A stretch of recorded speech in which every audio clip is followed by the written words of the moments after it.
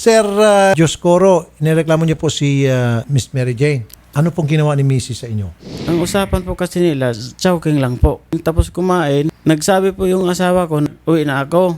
Pagkatapos noon, niyaya siya na samahan mo ako, may bibilhin lang ako. Sabi yung ex niya, sumama din siya dahil wala din siyang kaalam-alam. Doon pala, ang hinahanap pala yung lalaki, hotel. Hindi na sila, wala na sila, pero yung pala meron pa rin. Friends na lang po ang tawag nila sa kanilang buhay. Friends na lang, pero nakikita pa rin sila kahit na friends. Isang beses lang po, nung June 2 po. Hindi ka naniniwala na friends na lang sila. Hindi, naniwala po ako kasi siya po ang nagsabi, nag-hotel po sila. Oh, Mrs., paano yan? Nag-hotel daw kayo. Hindi ko man akalain po darating kami sa puntong papasok kami sa hotel po. Nakita niyo po yung pag-hotel nila. Hindi ko po nakita. Siya po ang mismo nagsabi sa akin kasi takot po siya na masisira yung aming buhay. Mrs., wala na kayo ni ex mo. Wala po. At humingi ka ng kapatawaran. Okay, so bakit pa kayo pumunta dito, sir? Yung pala, magkaayos na pala kayo. Pa-advise na lang po ako kung anong dapat kong gagawin sa kanya. Yung pag-amin na yun ay isang form ng pagsisisi. Tama bang pagkabasa ko, Mrs.? Opo. Ako pong masira yung pamilya namin at saka may dalawang anak na po kaming dalawa. Hindi ka na makikipagkita ulit dito kay ex. Opo. Bakit ka nakipagkita pala in the first place? Para malaman ni Mr. Nakipagkita lang ako kasi uwi na siya ng Negros po. Anong paalam mo kay Mr. nung nakipagkita ka Hindi sa po, ex? yung sa kapatid ko po, nagpaalam po ako. Pero bago niyan, matagal na kayo may communication ni ex. Matagal na po, 10 years ago, nga June 2 lang po kami nagkita. Paano Tumawag nalaman niya ex po. yung number mo? Dati pa naman yun alam niya eh. Hindi pa kasi ako nagpalit ng number. Ba't di ka nagpalit ng number? Yung mga number ko, ayon po sa mga kuan ko, sa mga ID ko po. Matapos yung insidente, pag uwi mo ng bahay, inamin mo kay Mr. lahat ng pangyari. Hindi po, kinabukasan na po. Hindi po kasi ako makatulog nung time nun. Sinabi ko sa kanya, yung nagawa kong mali. Mahal ka na misis mo. Niloko siya. Siguro nakipagkita siya out of curiosity lang. At may pupuntahan panlilin lang doon, Idol. Gusto ko ang matanong kay Ma'am Sige, next Mary part. Jane kung ikaw ba ay pinilit? Pagpasok namin doon, nakaupo ako, bigla niya ako, ginalaw na agad ako. Kuha na po, blanco na po yung isip ko. Kumbaga pinagsamantalahan Oo, niya yun. yung kanyang kahinaan. Nung dumating siya, tama nga yun, na blanco na lang siya, sunod-sunuran na lang siya. Kumbaga, nagparek na Hindi siya. na siya makapalag siguro. Wala na. Wala na, oo. Nasira na yung kanyang judgment. Pero nakikita ko yung sincerity. Ako rin, mas madali i-handle to kumpara doon sa mga dating mga reklamong natanggap namin na ganito. Mrs., meron kayong gustong sabihin kay Mr. Papa, pasensya na sa ginawa ko. Hindi ko naman inasahan ng ganitong ikuan ko sa iyo. Ibabato sa iyo. Alam kong sobrang bait mo sa akin. Patawarin mo ako sa ginawa ko. Ang luluko. Sana hindi na ito mauulit. Promise.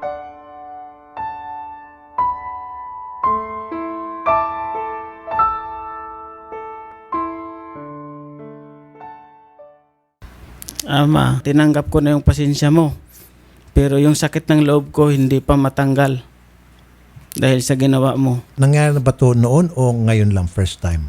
Ngayon lang po. Pwede naman siya magsisisi na hindi niya gagawin tapos she will keep it as a secret Oo. forever and ever and ever na hindi mo alam. Nagpasalamat po ako na nagsabi siya kaagad sa akin. Itong regalo ko sa inyo, sir. Yun. Bibigyan ko kayo ng dream date package. Hindi na po kasi may trabaho. Ang trabaho po namin. Ayaw mo magbakasyonin? Kahit weekend lang. O weekend lang, kahit na 2 one night. days. Ayaw ko po. Ayaw mo? Hindi ko po iwanan yung anak ko diyan. Anong maibibigay kong regalo sa inyo? Ani Sir, niyo hindi po. ba pwede magpa-picture tayo? Oh, sige, halika. Okay. Yan. Oh. Okay. Ako naman mag-request. Pwede ba? Pwede ba mag-hug kayong dalawa?